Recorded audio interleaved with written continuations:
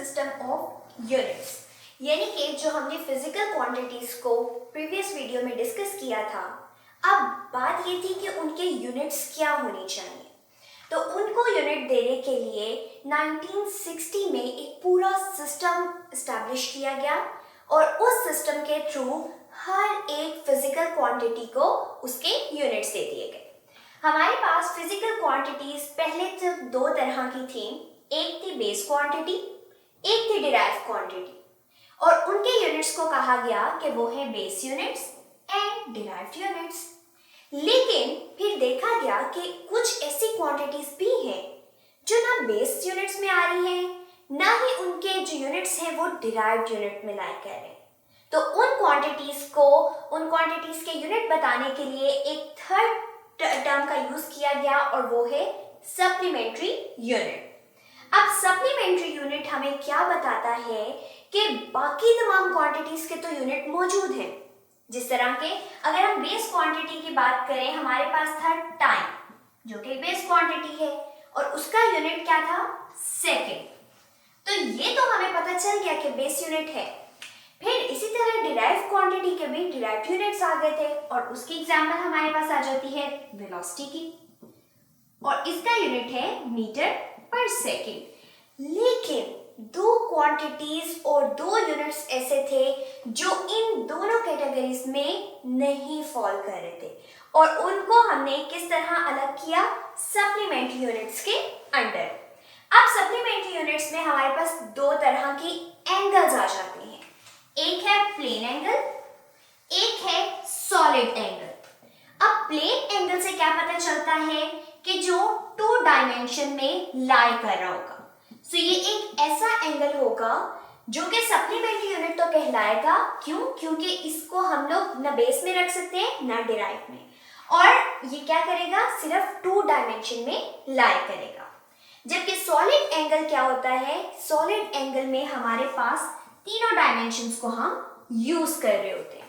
It means कि जब हम एंगल की बात करेंगे तो या तो वो अगर 3 डायमेंशन में लाई करेगा, हम उसको कह देंगे ये सॉलिड एंगल है, अगर नहीं तो हम उसे कहेंगे कि ये प्लेन एंगल है। अब इस प्लेन एंगल का यूनिट क्या है, वो है रेडियन। जिस तरह यहाँ वेलोसिटी थी, ये एक फिजिकल क्वांटिटी थी यानी डिराइव क्वांटिटी जिसका यूनिट था मीटर पर सेकेंड। इसी तरह से अब हमारे पास क्वांटिटी का नेम क्या है, प्लेन एंगल, जबकि उसका यूनिट है रेडियन। इसी तरह से जो सॉलिड एंगल है, जो 3 डायमेंशनल यूनिट है, अब वो क्या होगा, उसका यूनिट बेसिकली क्या आ जाएगा, स्टीरेडियन। रेडियन एक है प्लेन एंगल। तो सबसे पहली बात क्या पता चली कि ये यूनिट है एक एंगल का, तो हम एंगल को सबसे ज्यादा फोकस पॉइंट रखेंगे। सो 1 रेडियन इज एन एंगल। ये क्या है, एक एंगल है जो कौन बनाता है, एक आर्क लेंथ। अब ये आर्क क्या है, आपने देखा होगा सर्कल, सर्कल का होता है ये सेंटर पॉइंट। अब क्या करते हैं, यहां से ये पूरी इसकी जो बाउंड्री है सर्कल की, ये कहलाती है सर्कमफेरेंस।